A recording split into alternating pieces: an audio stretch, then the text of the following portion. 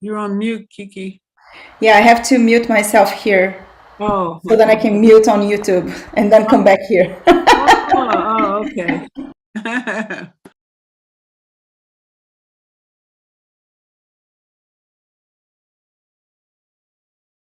There you go.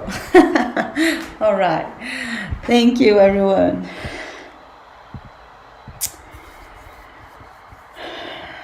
All right. So is anyone willing to do our opening prayer for today? We have someone? No? I will if nobody else wants it. Thank you, Gina. Let us close our eyes. Let us lift our hearts and our minds to our beloved Jesus Christ. Let us ask Jesus to open our hearts and our minds so that we may retain the lesson in which we are about to learn. And let us have the courage and the strength to make it through. And if we have any questions, feel free to ask. We thank you, Lord, for bringing us together. We ask that you bless this opportunity for us to come together and learn. In your name, so be it. And so it is. Thank you, sister. All right, everybody. So let's go to our 10th class, I think. Yeah, 11th, actually. So today we'll start going through the moral laws, and I split it into two parts. I don't know if it will take 2 classes or 3, depending on if there will be a lot of interactions, if I will speak way too much or not. But there will, I also don't want to rush, because those are very important things for us to keep in mind and reflect along our week. So,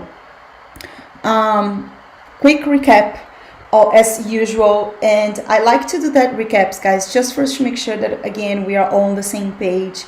And again, it also gives us any space for us to revisit any topic that we might have talked in the past that might not be clear, or you want to bring questions, as Gina mentioned. Please make sure to bring your questions, your comments, because this is what makes this class so interesting, so then we can look for more information if we didn't bring in here.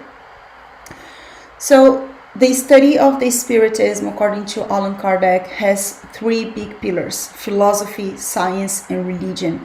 So it's not only about only believing, it's also about making questions to ourselves and to understand where we are going, what are we doing here, what is the connection between one and the other, the science and the religion, and how all of this entails in our life and our mission. So this is why the 3 pillars are extremely important, and we should never neglect one or the other.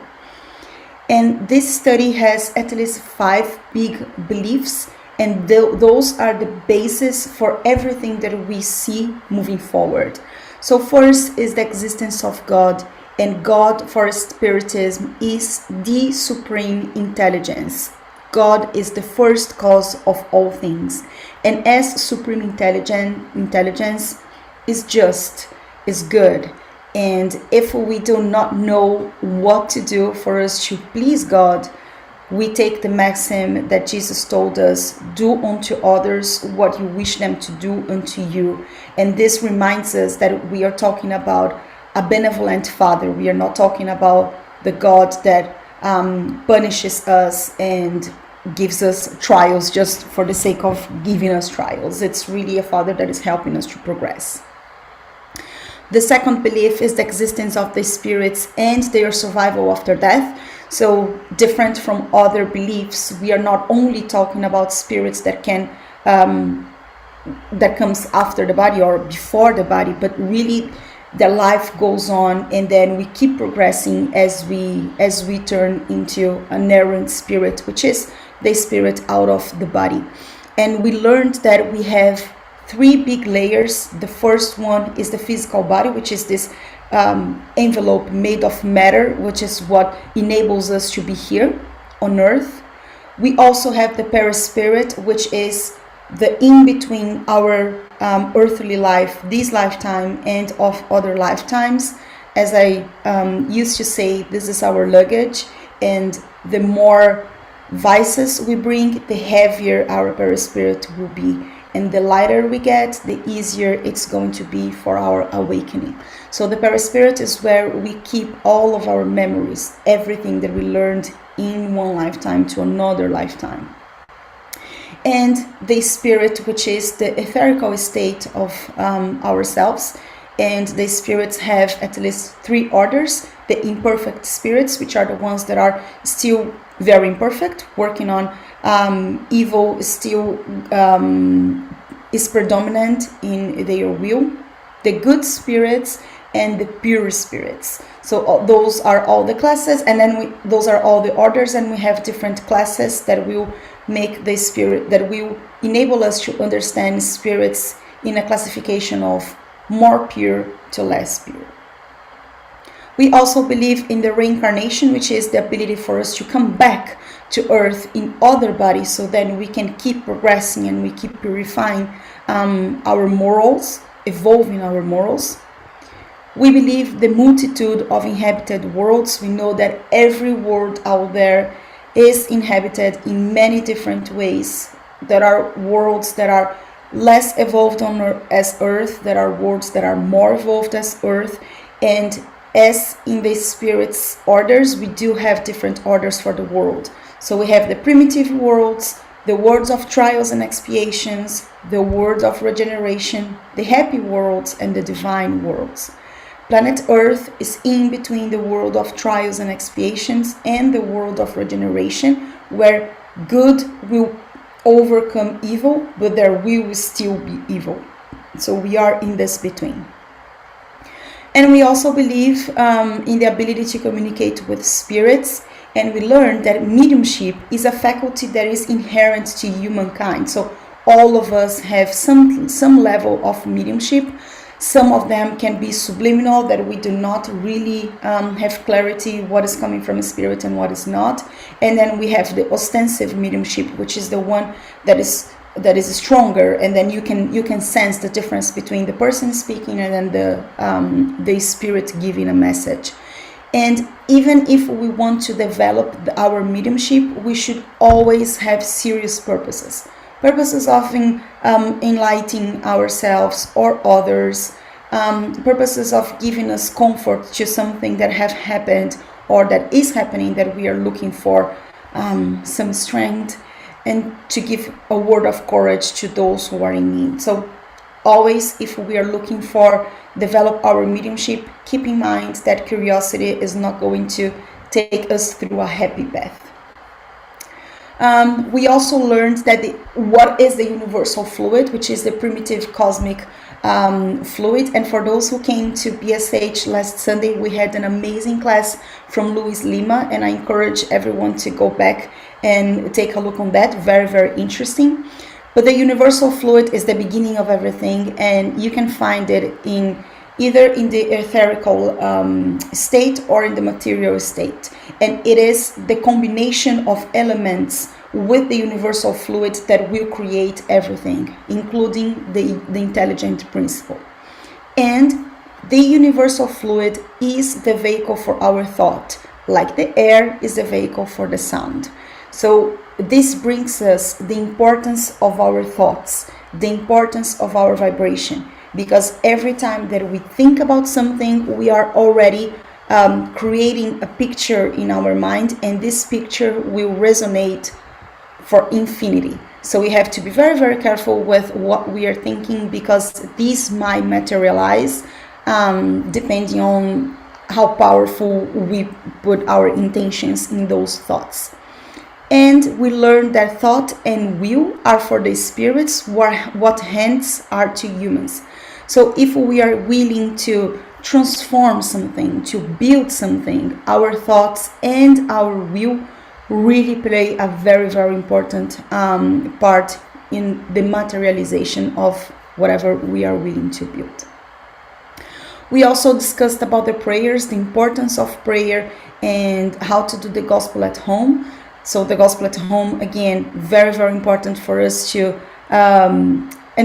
before I go to the gospel at home, we were discussing about the prayer, and we learned from the mentor that the will is our strongest power and the prayer is the strongest resource. We learned that a prayer is never ever left unanswered, and there is no right or wrong way of praying. But they always suggest us that we pray in secret, for us to put the best of our intention, not for us to show off, but really for us to be brief. We don't have to be prolonged, otherwise we are not going to pay attention to what we are saying, and it's just going to be a conversation, which is not bad, but it's not a prayer.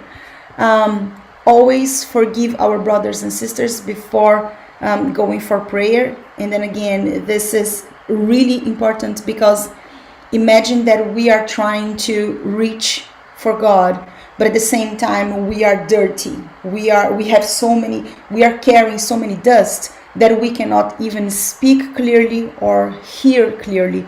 And that's why working on forgiveness to ourselves, to another, to whatever situation, or to others is really important. So then we can be clear on our emanation, as well as clear on hearing the vibrations back.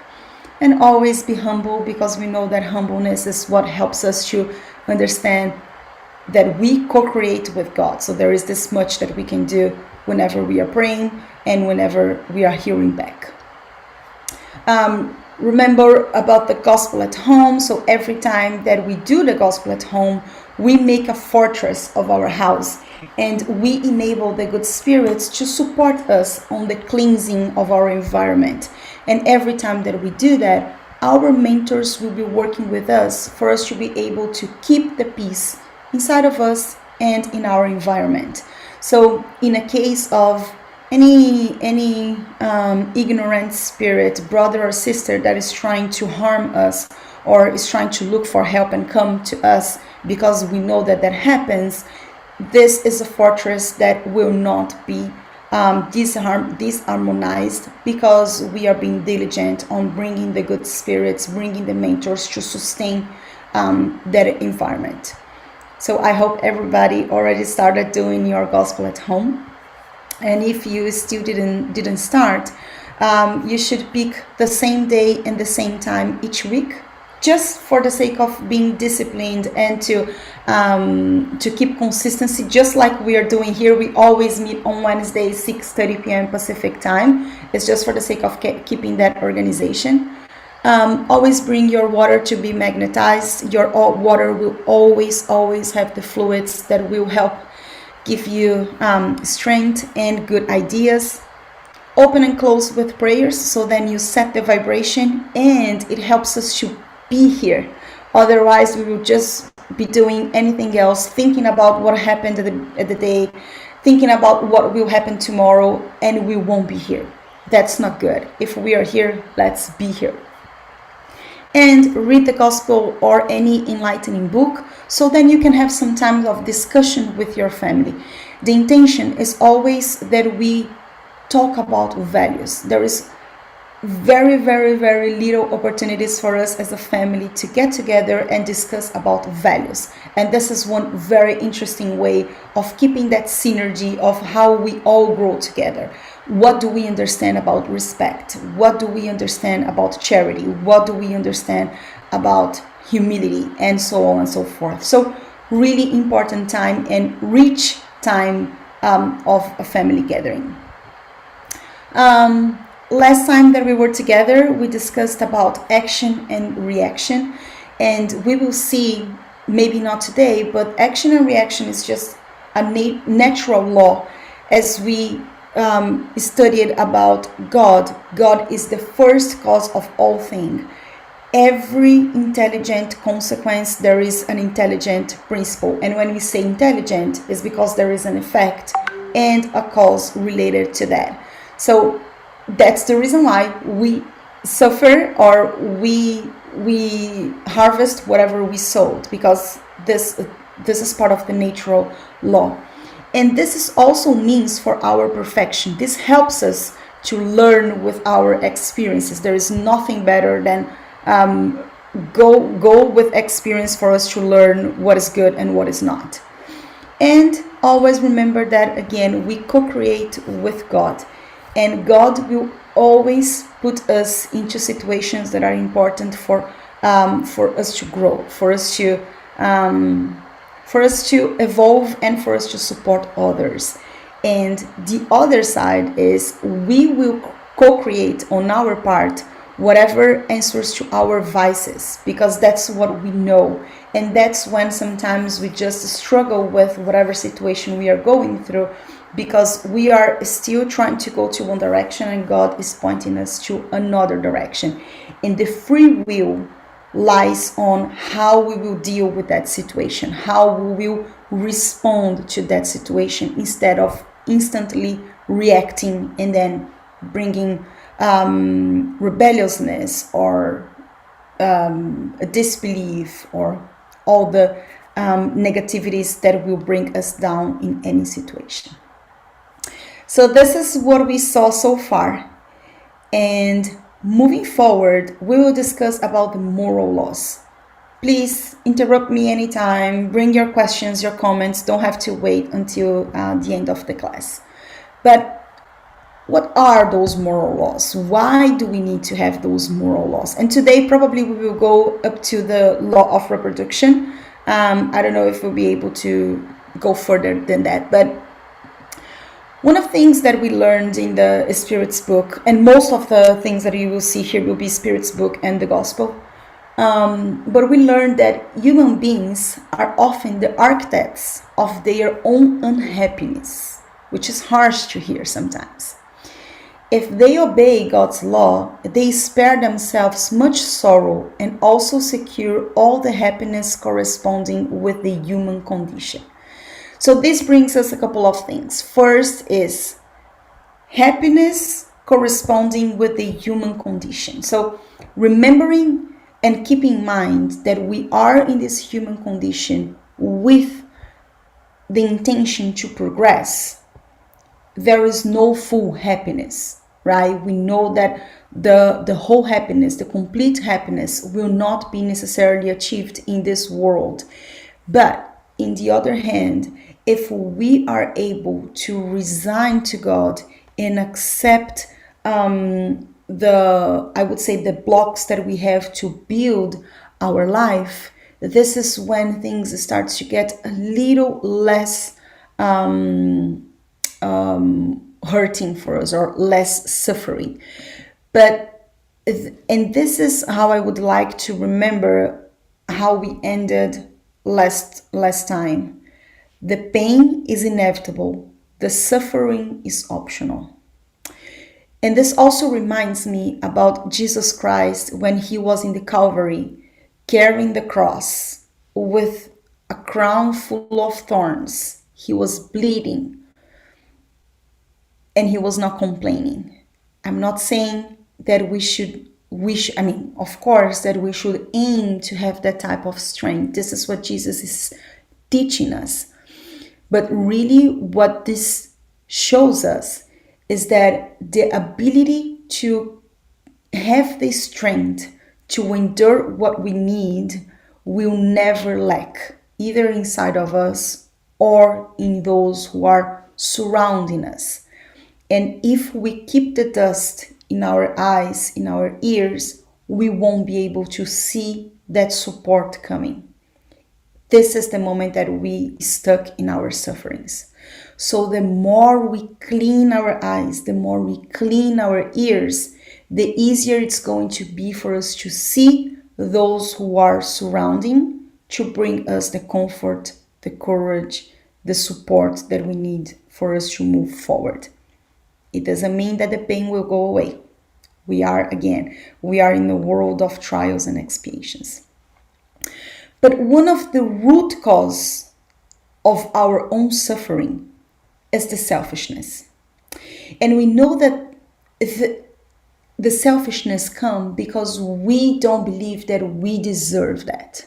Selfishness is the vice that may label as the root cause of all the others. So we read in the Spirit's book, question 913, that if we study all the vices, we will see that selfishness is at the root of all of them. You will never succeed in eradicating them until you attack them in their root. Only when you have destroyed the selfishness that is their cause is that we will be able to really work on our virtues and to be able to work on the development of our moral. And it's hard because sometimes we see ourselves in situations that we struggle and that we suffer, again, because we believe that we do not deserve, because we've done so many good for so many people and we are still having a lot of people in gratitude, because we are working a lot but our boss is not giving us the attention or the recognition that we need, or our wife or our husband is not understanding what we are trying to say. See, the attention is all on us. And this is when we have to be very, very careful, because if we change the perspective just a little bit, maybe it will stop hurting that much. And this is what the spirits tell us. When human beings overcome selfishness, they will live like brothers and sisters by mutually helping each other through a sense of solidarity. So we are not saying that we should not look for our own needs. Absolutely not. We have needs. The first responsibility that we have on life is with our own life. We have to take care of us. But be very careful for us not to go too much on ourselves, otherwise this will become selfishness. So again, it is important that we reflect on our self-love, our self-respect, our self-care with selfishness. So this itself, my friends, should be something for us to reflect on how we are dealing with our self-awareness, self-respect, self-love, and selfishness. One thing that the spirits tells us is that as they free themselves from the shackles of matter, they reform, where's my mouse here? They reform the human institutions that foster the selfishness. And this is accomplished through education. So what is happening here is that the spirits are helping us that selfishness is way more related to our material needs rather than our moral needs. But again, of course, we have to be careful if we are looking for too much love, if we are looking for too much attention, if we are looking for everybody seeing us and recognizing us. This is a moral need that is very much attached to selfishness rather than material needs. So question, this is wrong, it's 912. On question 912, they teach us that the more we practice the self-denial for our material needs, the easier it's going to be for us to perceive what is selfishness and what is not. So it's like the excessiveness too, right? Like I have a car, but I want a truck and I want a boat and I want another car in case this car doesn't work. This, just excessiveness, right? Exactly. I want a car to go to work. I want another car for me to use during the weekends. I want a car for me to go. With that, those are material needs, and the more we gather, the heavier it gets. Remember that our perispirit will take with us whatever makes heavier or lighter. And just as you mentioned, Gina, the excesses are the ones that makes everything harder for us to carry. But Kiki, I'm thinking that is that not subjective to what people think? Because if, for example, I guess I could use family for an example and say, okay, I have two cars, but so and so needs one, so I'm going to give that car away. Do you see what I mean? It's like sometimes I see it that things happen for a reason, but not like it was meant to be, not because you're selfish. Yeah, Is- I hear what you're saying, sister. And there's also another thing that we have to keep in mind, because we are, and we will see that labor is a divine law. And labor is also a mean for us to progress. And our progress in the world that we are is also understood as the comfort that we bring to ourselves. So, in the case of the example that you brought, you are sharing that it's a family that needs to car for different reasons. It's going to bring them comfort and it's going to be more efficient for them. The excess in this case would be for you to have 4 or 5 cars, and then there is one Oh, I car see. there that is not being used. Or another way of seeing the same example, it's a family that only have means to have one car. And then you still do not have money for you to buy a second car, although that would bring more comfort to the family. You already have a car. Of course, that if you are able to work and to buy another one, that's going to be awesome. And it's not going to be bad. But in the other hand, if we keep complaining, oh, damn, I should have another car, that is bad. You see what I'm saying? So it Mhm. also brings the intention that you have behind of what you are aiming to have. Does that make sense? Yeah, I'll process that.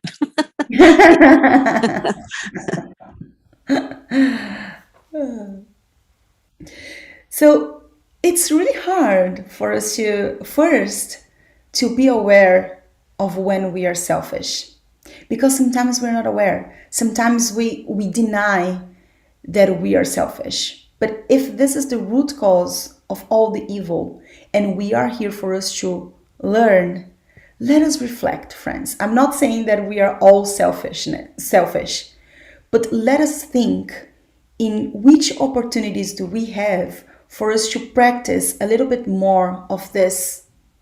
Maybe I don't need so many shoes as I have. You know what I'm saying? Maybe I don't need to have so many bags. I don't know. Think in small steps that you can take that might be helpful for you to practice this healthy self denial that they are teaching us.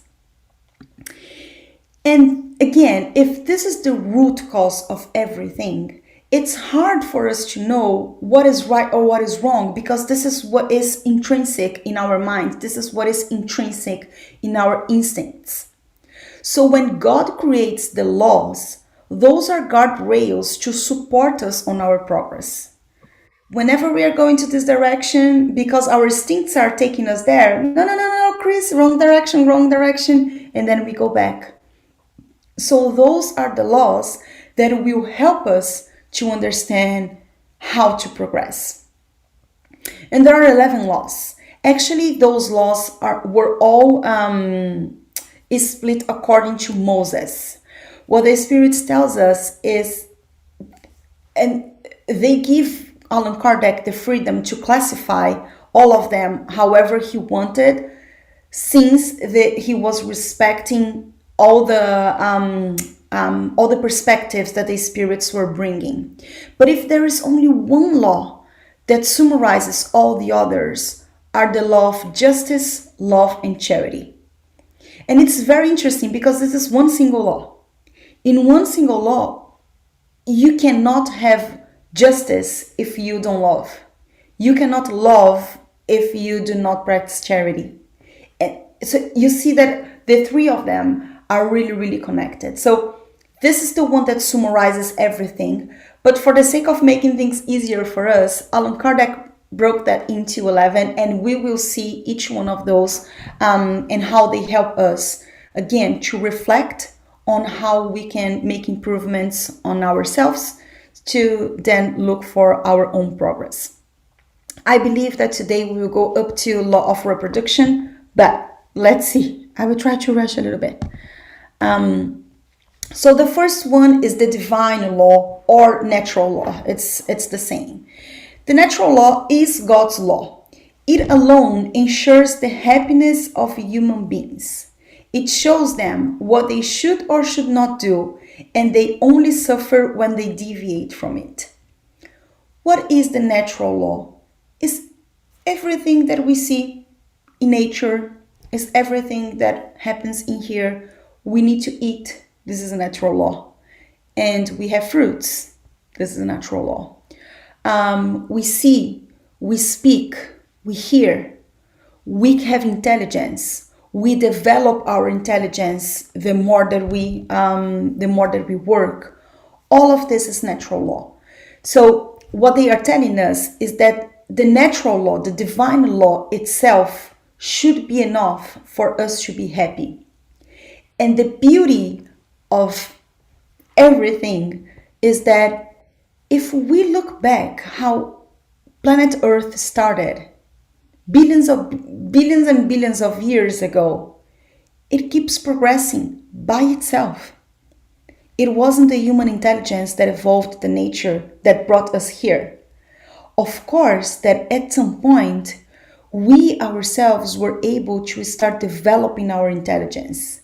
And then we started creating means of making the food more pleasant, to bring more comfort, to bring us more opportunities, evolution of science. All of that is a result of the divine law, because the intelligence inherent to humankind is part of the divine law. So the development of the intelligence is something that we are all going to go through. Sooner or later, we are all going to learn more, either in our intellectual intelligence as well as our moral intelligence. So this is part of God's plan. And when we think about the study of the natural law, there are two big parts of it. The one is the science that is studying everything in the realm of matter. And the science, we all know that the science is evolving in such a beautiful way that is supporting us to keep progressing. I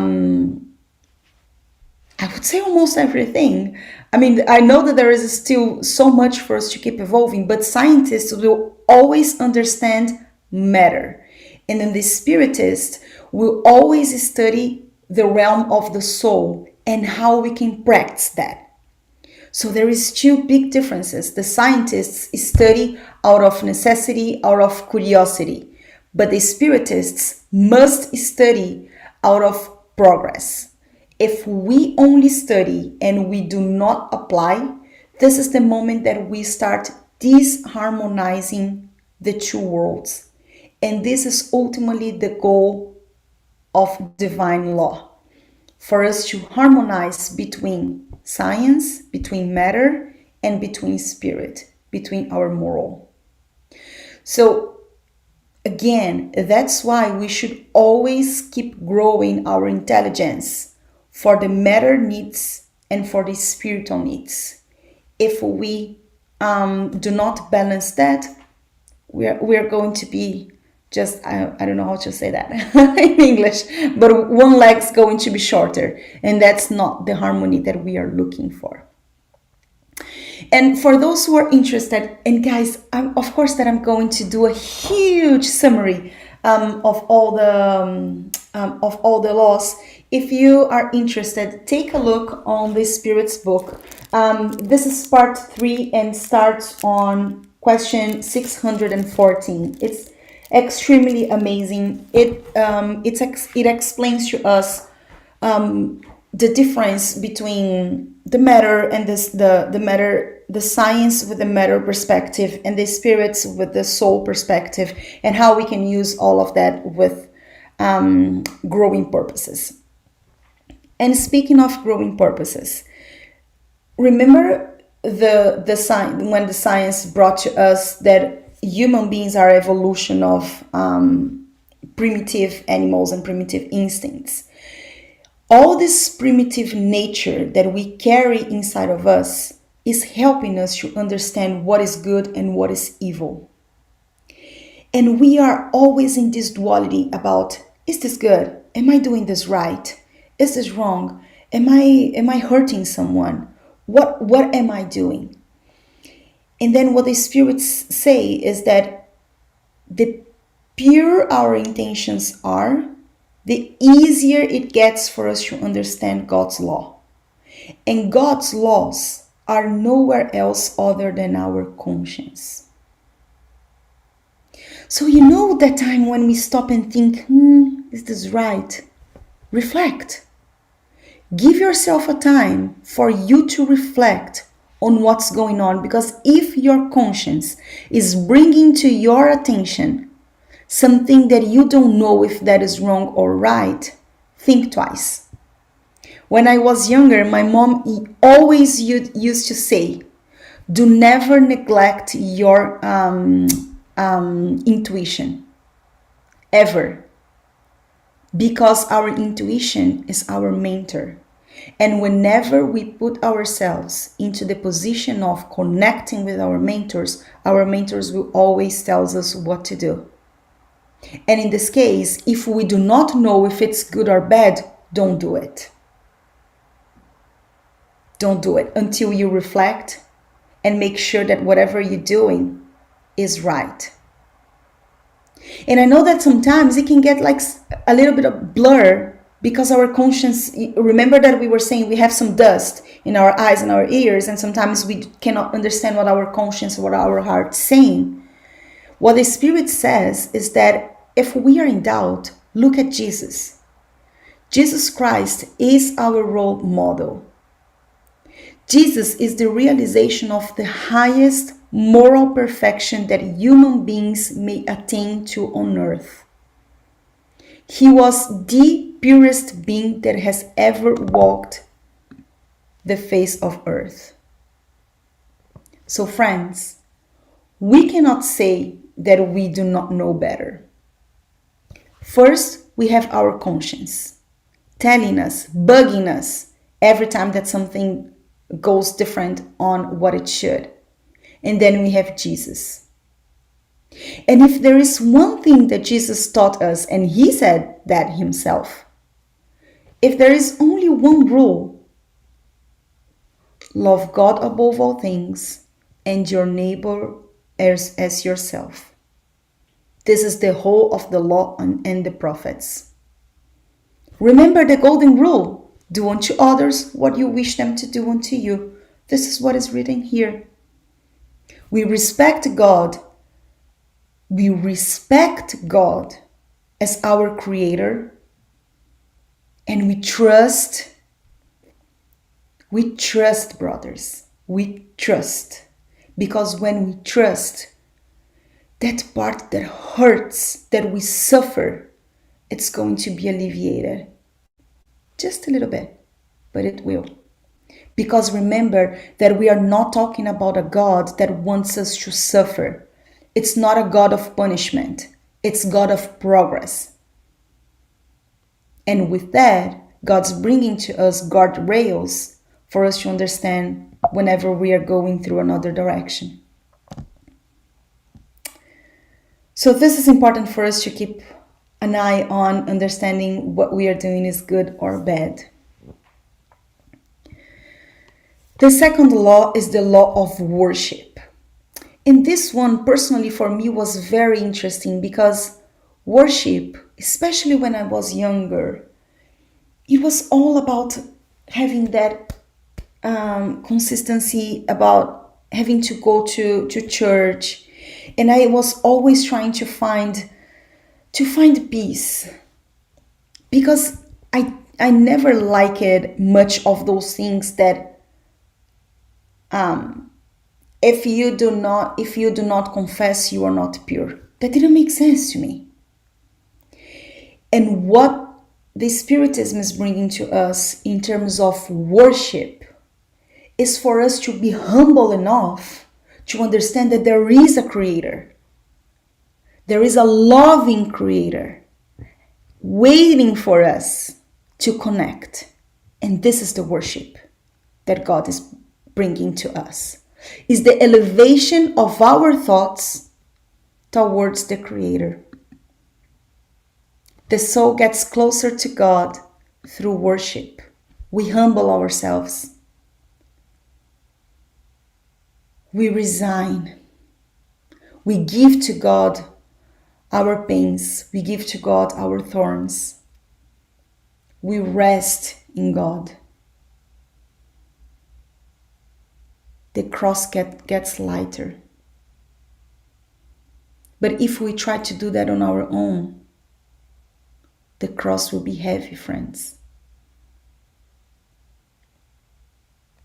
The cross will be very heavy.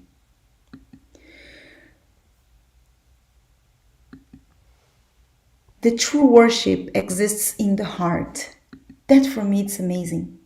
Because it's not about the ceremonies. It's about the intentions that we are putting behind our thoughts. God prefers people who sincerely worship from the heart by doing good and avoiding wrongdoing over those who follow elaborate rituals on ceremonies but are not truly better than the neighbors. And this is really important because sometimes when you do, I pray every time. I'm praying morning, afternoon, night, and I still can't find my answer. Take a breath. Take a breath on your prayers. Understand if you are truly being able to rest in God. And I'm not talking about those prayers that we are asking for help for us to see, for us to clear our minds. Because those are the ones that will really bring us the suggestions that we need for us to alleviate the sufferings. When we were discussing about the prayers, and I'm happy to go there if needed, remember that there are many different prayers. There's the prayer that we ask, that is the prayer that we give thanks, that is the prayer that we just vent. If we are asking, are we also being able to give thanks? Are we also being able to vent our heart and humble ourselves to what is the much that we can do or what is the much that we can expect? It's a lot to think. I wanted to bring three big things on the worship theme because I think it's very interesting. First is the life of contemplation. When we just put ourselves into pray, we have to be careful because we are not responsible only for the wrong that we did, but we are also responsible for the good that we have failed to do. Remember Mother Mary, when she started going to Jerusalem, what was the first thing that she did? We should not just stay here and pray. We should go outside. We should go help the others that are not being able to eat. Let's take the word for them. Action. I'm not saying that we shouldn't pray. By the way, prayers is the second big topic that I wanted to bring. Prayer is never ever refused when honestly asked for. And what matters is how we pray, not how much. But one thing that we should always remember is that our trials are in God's hands. And there are some through which you must persevere right through to the very end. I am so sure that each one of us have at least one big desire that we pray for so hard, so strong, so intensely, that maybe is not being answered right now. whenever we harmonize ourselves with these, our cross is going to be a little bit lighter. And maybe the answer that we are looking for now will come tomorrow or the day after tomorrow. Resign. Rest in God. Believe. Believe. I know it's hard. Sometimes it's hard. It's hard for me as well. But it's easier. The other thing that we learn on the worship part is about sacrifices. And again, the intention behind the action is what is most important whenever we are doing worship. And we have to be very, very careful whenever we want to judge whenever our primitive state, because whenever it was important for the humankind to do sacrifices, what the Spirit says is that to the undeveloped state of their moral qualities, they surrendered to their animal instincts. So humans of prehistoric periods naturally considered a living creature to be much more valuable in God's eyes than any material object. So in that time, it was important. One of the questions that also comes is, what if we give to God, I don't know, fruits or food instead of any sacrifice of life? What the Spirit says is, again, the intention behind is always the most important thing. But we all know that this is not what will please God. It's way better if you do not sacrifice anything and do the good for others instead of doing sacrifices. So those sacrifices, and this I bring to nowadays, to our promises. Those promises are important. They are important. They keep us disciplined with our thoughts, with our intentions. But no promise will give you whatever you're looking for if there is no good intention behind, or if that's not part of God's plans. So we just have to be careful with how much faith we put into a promise or into a sacrifice, because it's not the sacrifice that is the solution for our answers. So Kiki, I have a quick question. If we can go back to the previous slide. So speaking of sacrifice, I know that they're choosing a Latin sort of imagery for this, but that could just as well be Abraham when he was getting ready to sacrifice Isaac, correct? Correct. Okay. Absolutely correct. And again, to that time, one of the things that were most important for them was material life, not the spiritual life, because the spiritual awakening started happening later on. And then in that time, the understanding of God is that God wanted us to give something that is very dear to us, because this would show that we believe in God. And that's when we sacrifice people. How many sacrifice their children, like Abraham did? So what the spirits are saying is that to that time, to the ability of that moral evolution, that is what was right. Now, the same people that did what they've done are now reincarnating, understanding that that's not the way to go. And then this understanding of the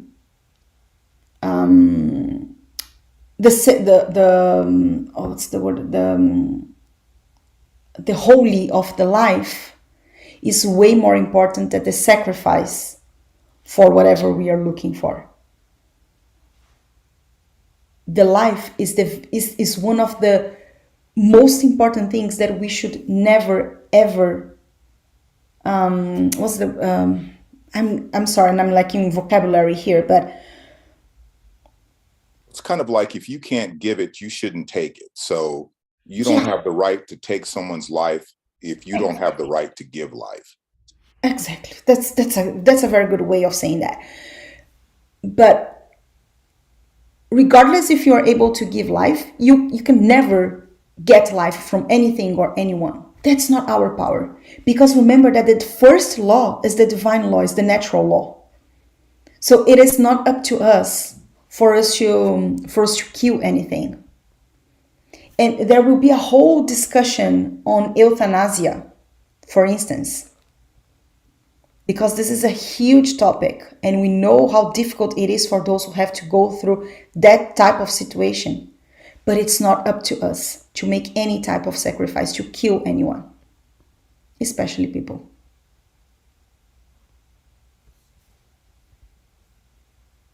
Is that clear? I think to the extent that if you're trying to sacrifice for a religious purpose, you don't have the right to do that. And if you're talking about self-defense, then that's a little bit different. So I'm not necessarily going to agree with you on that. Yeah. Yes. And there is also a discussion on self-defense.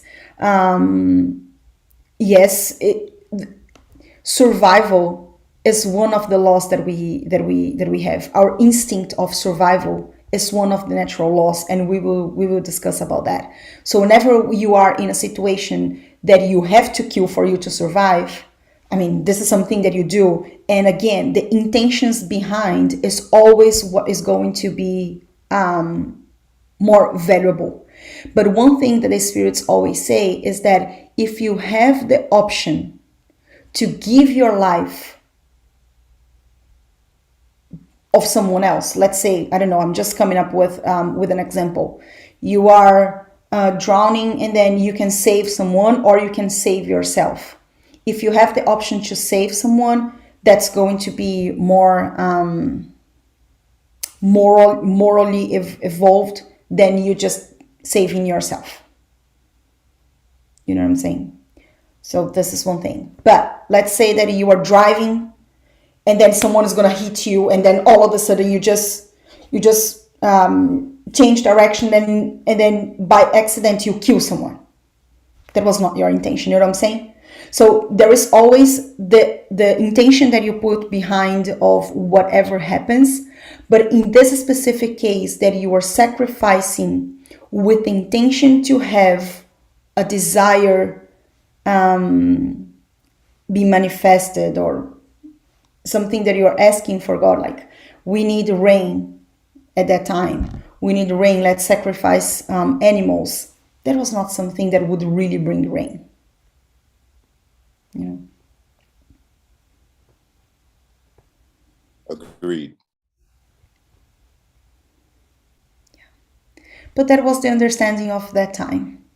And then again, that's why we shouldn't judge, because even those situations, there were people that knew that there was something wrong with that, but they had to do because of the social and the culture of that time.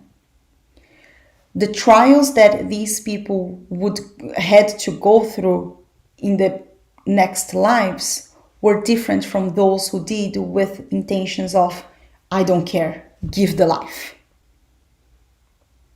So all of these comes differently in other life opportunities.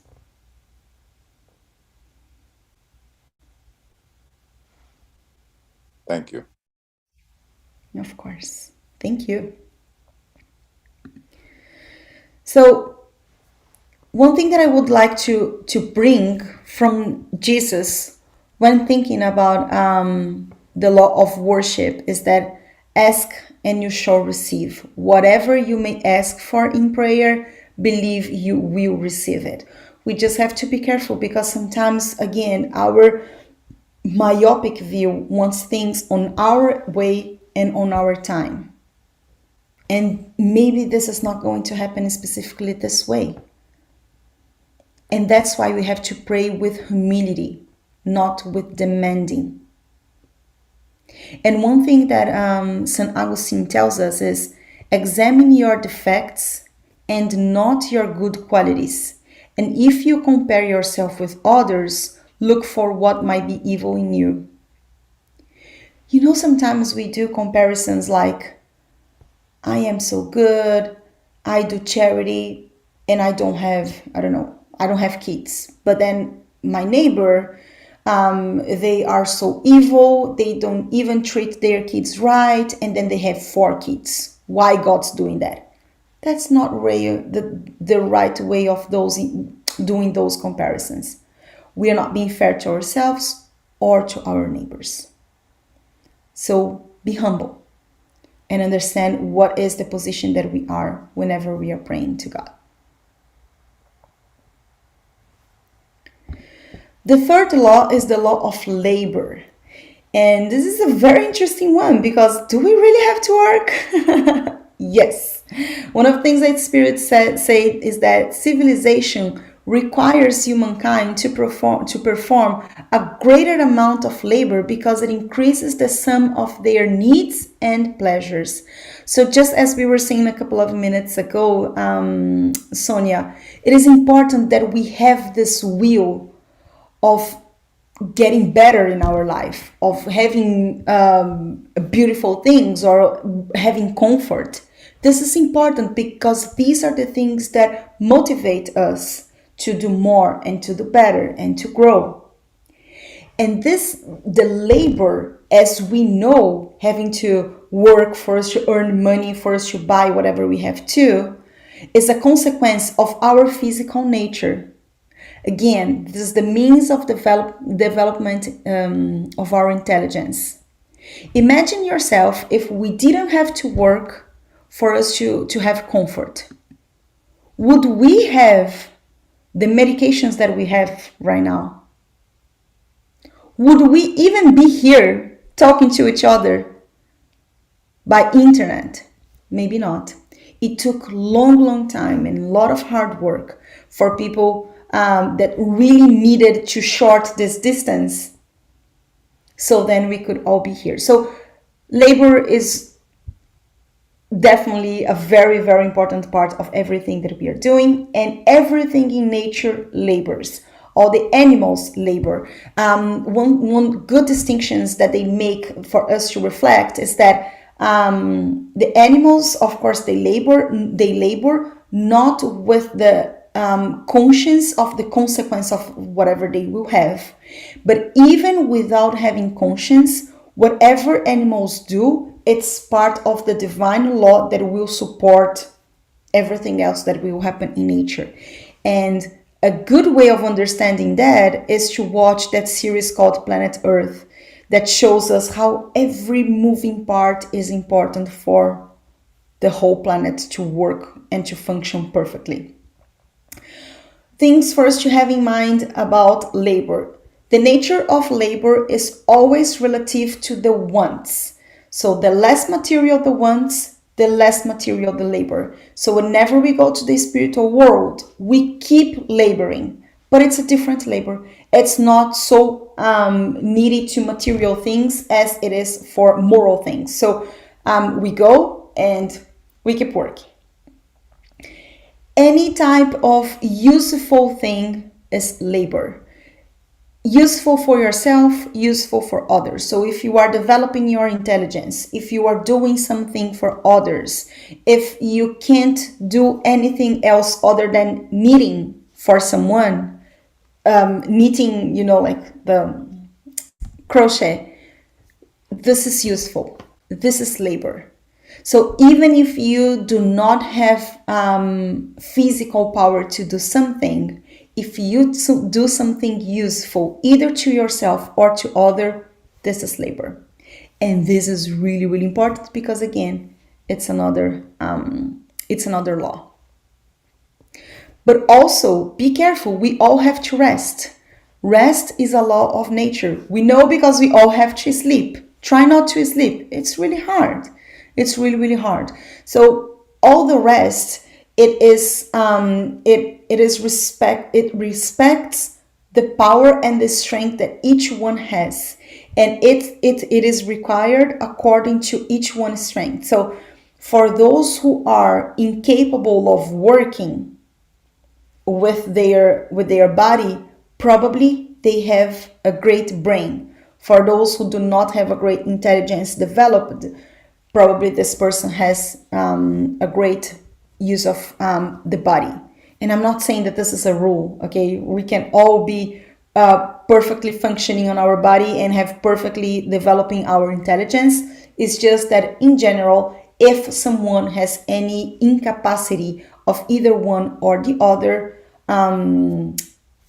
the brain or the body will always be a resource for this person. But in case of those who do not have capacity either to use the intelligence or to use the body, it is the responsibility of the strongers to take care and to work for the weak. The family is the first responsible for that. If the family is not taking care, the society has this responsibility. So that's why we should always look for those who do not have means to reach and to labor what is necessary for them.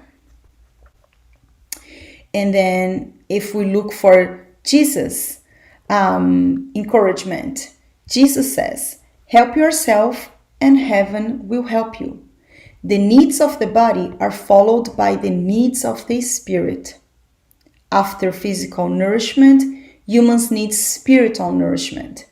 And it is thus that humans pass from primitive to civilized states. So, only praying is not enough. Only laboring is not enough. Remember, the first law is to find harmony between matter and spirit, between matter and morals. And this is the invitation for us. Friends, we won't have time because I'm very overpassed, but I will continue next week, if that's all right. And I'm sorry that I passed a little. Very interesting, right? Yeah. Isn't it a lot for us to reflect? I think morals are, because we're always challenged with right and wrong, and elevating our thoughts and minds. Yep. Any questions, friends? Any comments? Yeah, I think it's very confusing for the average person to kind of like figure out the difference between the message of God following those directions and like, you know, our emotions becoming entangled in them. You know what I mean? Like, Yep. when you were touching on like the different types of death that can happen, you know what I mean? Like it was, I can instantly identify that I was entangled emotionally, like with what I would want God to understand versus what He wants me to understand, or she, or you get what I'm saying? Like it's definitely something to work on, and I'm glad you brought it up. That's all I had to say. Yeah. Yeah, and I'm glad you also brought that to our attention because whenever we are in doubt, whenever we are not clear, usually one of the things that is taking us to that blur state, exactly as you said, are our emotions.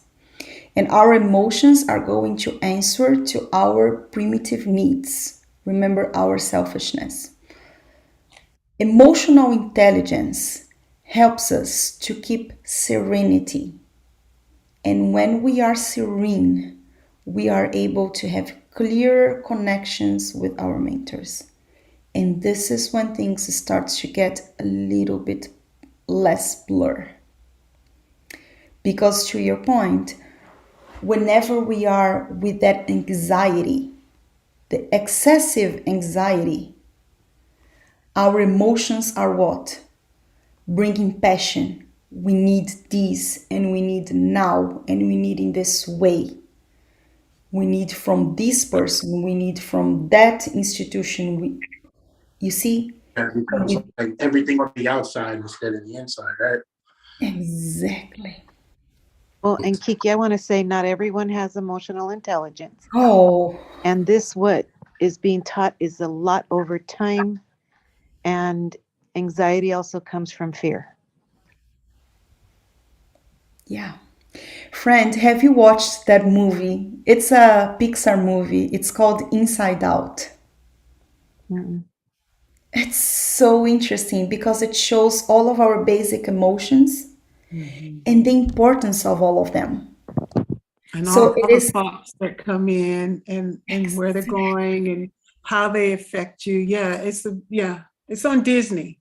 it's on Disney, yeah. But I also believe that our thoughts are not wrong, because um, our feelings create our thoughts. So your feelings, they say your feelings aren't wrong, but at the same time, that's what makes you aware. Number one, and number Mhm. two, sometimes you have to challenge that, because the intuition and the gut and all of that is in layers.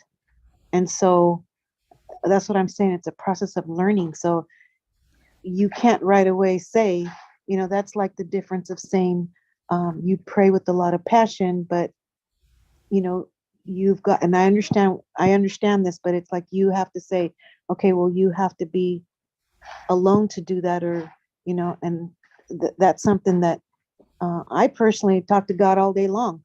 But am I in a corner? I'm not, but I still believe that it's my intention that goes along with it. But go and seclude myself? Of course. But I don't always do that, and I don't believe that's wrong. I Mhm. believe that whatever I'm asking for is with good intention and with hope. Yeah.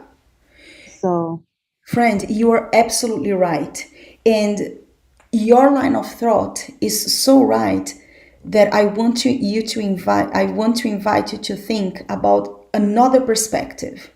Let's say that I am feeling guilty because I didn't pray all day long. You know what I'm saying? So it is not about I am doing and I don't know if what I'm doing is right.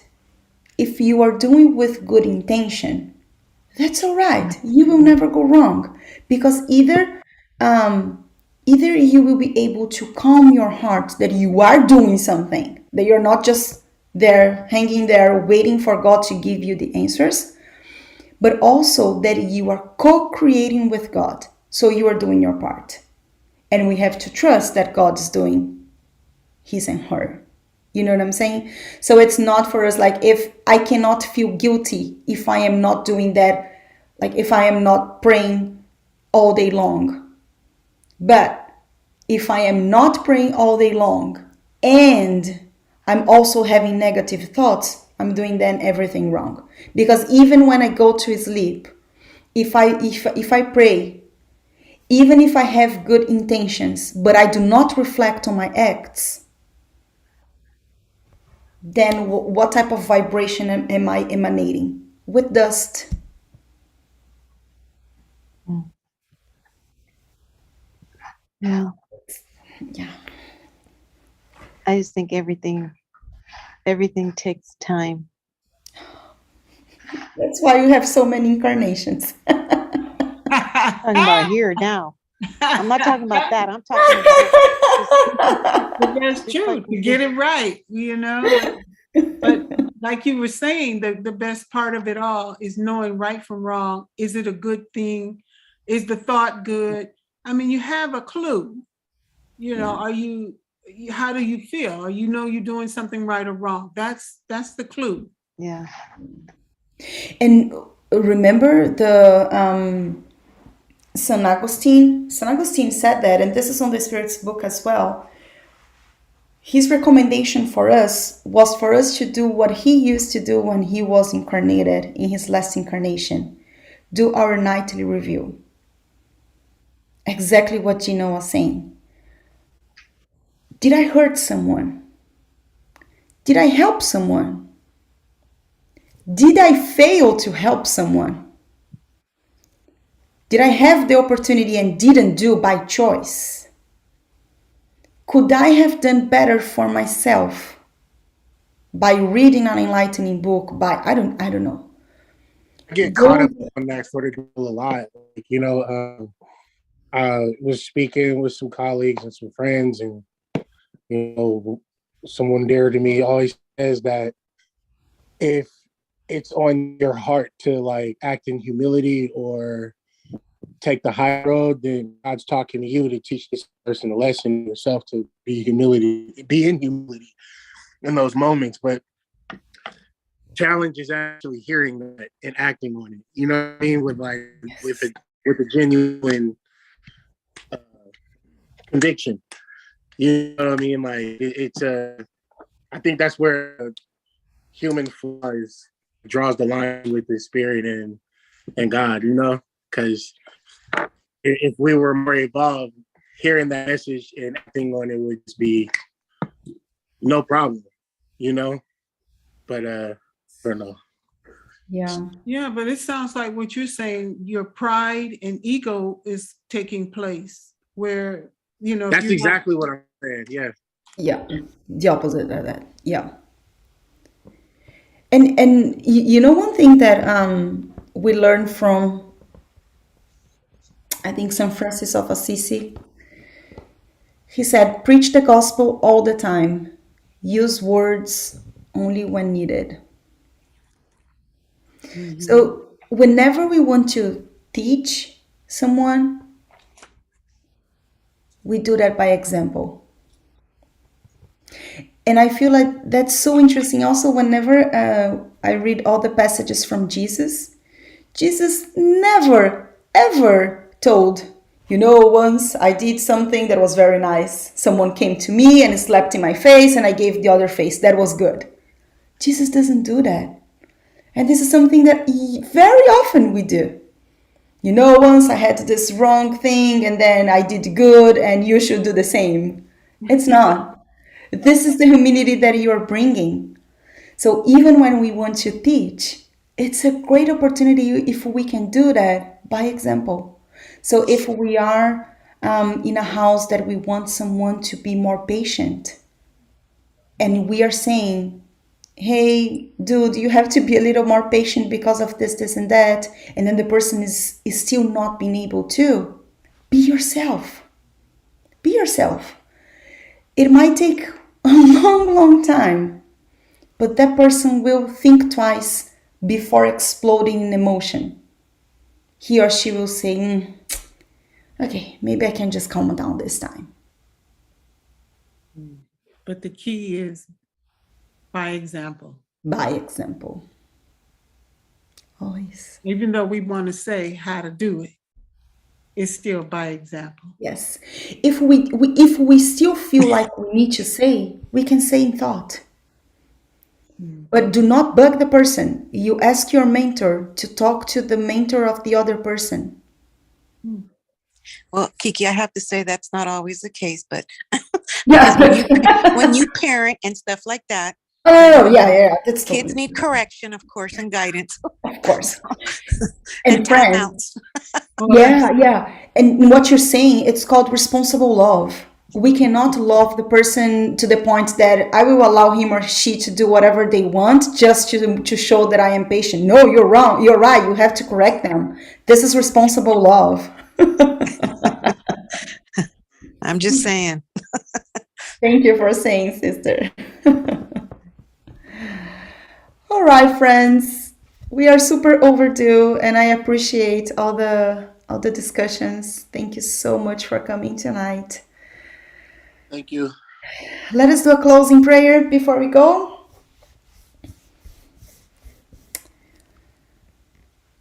Let us close our eyes. And as we are connected to God, to our mentors, to the mentors of this group, we give thanks for the opportunity that we have to be gathered in Jesus' name.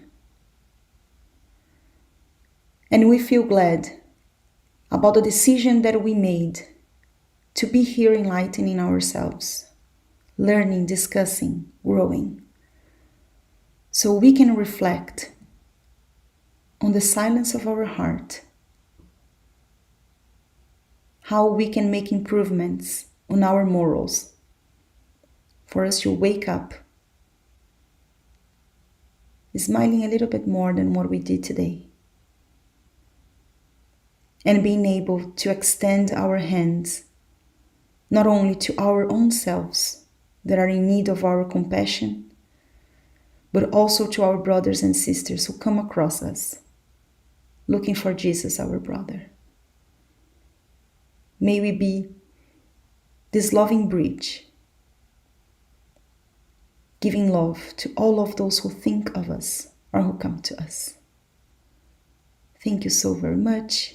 Please bless our houses, our heart, and we humbly ask for permission to close tonight's study. And so be it. Thank And you. so it is. And so it is. And so it is. All right. Thank you, everyone. Hi, Daddy. Oh, Hi, Mommy. hi, Mom. Is this your brother back there? That's my brother. Isn't he a piece of dish? Hi. Go put a shirt. A piece of fish. I heard. That's all right. He's saying hi. He's a ham, girl. He's a ham. He is. Oh. Thank you, Kiki. Bye-bye. Thank you so Bye-bye. much. Bye, Love everybody. you all. Bye-bye. Bye.